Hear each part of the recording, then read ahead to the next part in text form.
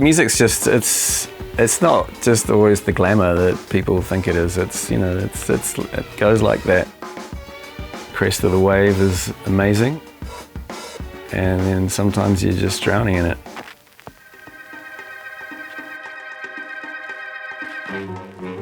I was always into music from an early age, really. My brothers were probably my biggest influence on me.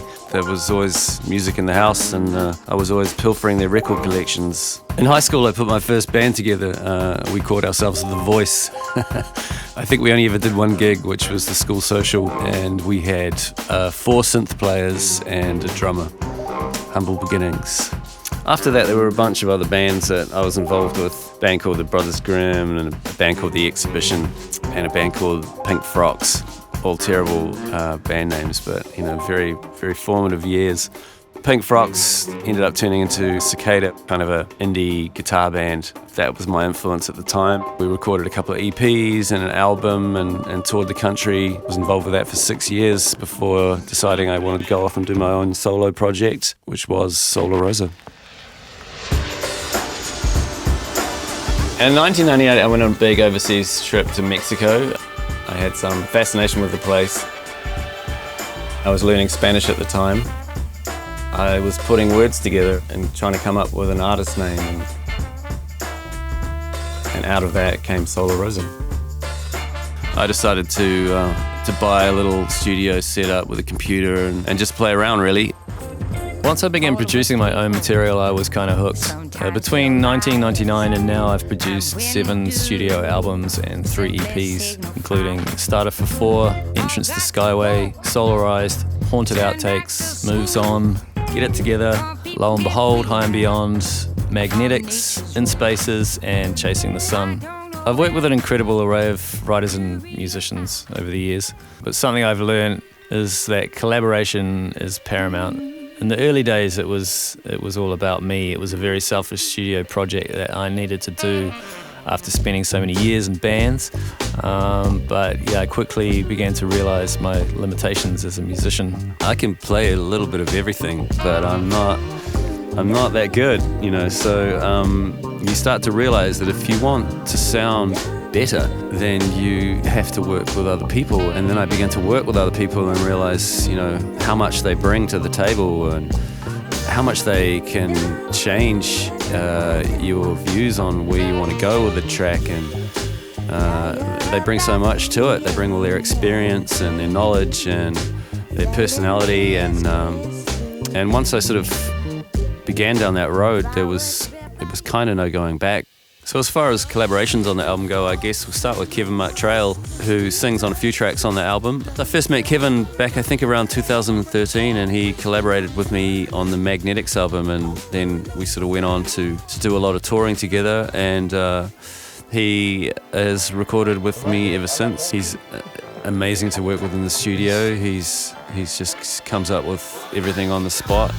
He's super creative and, you know, keen to try new ideas. If something's not working, he's like, you know, let's try something else, which is liberating when you're trying to make music. I had a day booked at Tile Yard Studios in London, and the vocalist I had booked for the day had fallen through, and I was kind of scrambling to try and find someone else to come in. And one of the guys that worked at Tile Yard mentioned he managed an artist called Josh Barry, and so he sent me a track of his. I had a listen and I thought he had a cool vibe, so I just took a chance, really, and we got together, and Josh was incredible. He wrote really quickly, he laid down all his lines really quickly, he came up with a hook quickly, he worked fast. You don't know.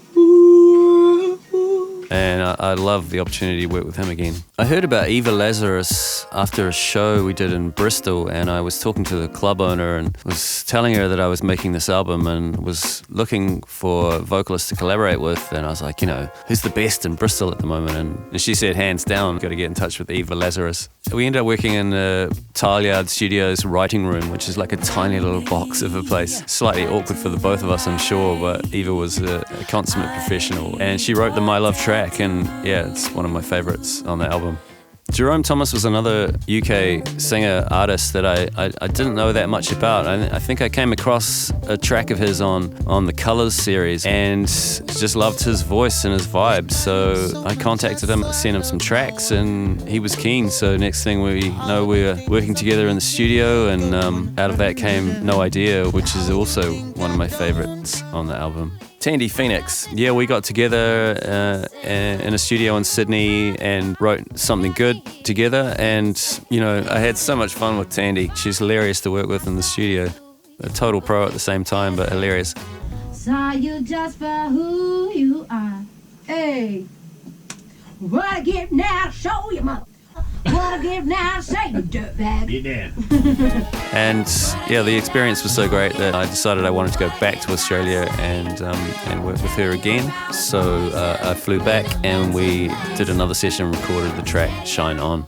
Troy Kingi was one of only two of the featured artists that I worked with on this album from New Zealand, and the only collaborator that I worked with remotely. He recorded up north at his studio called Uncle's Batch. Those nights at home meeting alone, waiting for the end to arrive.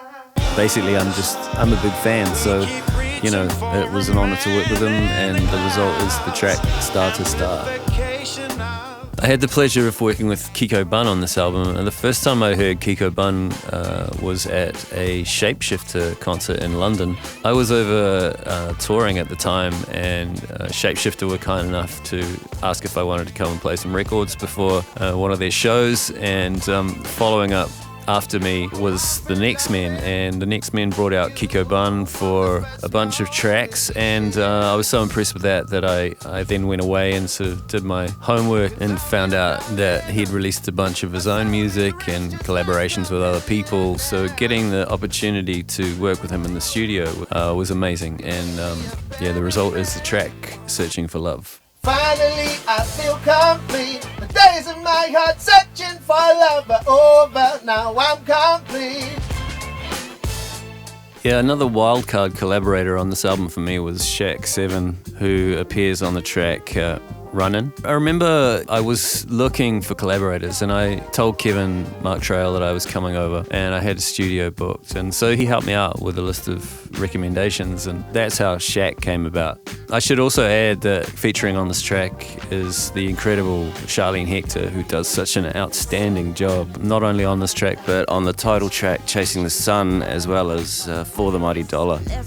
Last but not least on this album, we have Wallace Golan. All you get then is a closing statement. Evidence is in your heart is vacant. She was another artist that was recommended to me by my music publisher when I was looking to go to Australia and collaborate. These were really last-minute sessions, and I just took a shine to her music and her vocal stylings, and I thought that they would potentially suit some of the tracks that had yet to be recorded for this album, and so I flew to Sydney. Yeah, a really amazing result. I walked away from those sessions very, very content, and knowing that those were the final collaborations for the album. I hope the album's received well, of course. I mean, any artist does. I just know for me with this album that I really put my all into it. I really took care and time on this one. I said I'm not going to make another album that's rushed. So I just wanted to take time,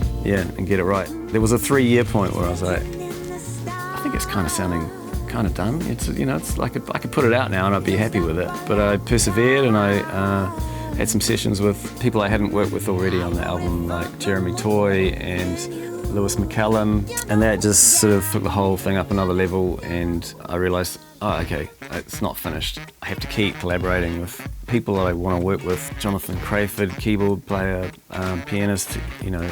I was just basically just trying to collaborate with all the hot kind of cats in the country and see what came out. There weren't any sessions that were a waste of time. Quite the process, but really happy with the result.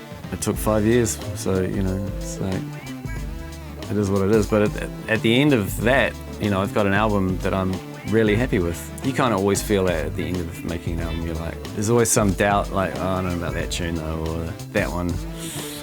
But with this one, it's, you know, I can play it from start to finish, and I still like it, you know, even though I've heard it, each track, millions of times. And my MO for the Chasing the Sun album was to not cut any corners, to take the time and get it right and not bow to any external pressures, be they financial or whatever. Also, there's always been some internal dialogue when it comes to Sola Rosa being put into any kind of box genre-wise. But with this album, I simply wanted to reconnect with the kind of music that I personally love and that I feel represents Sola Rosa.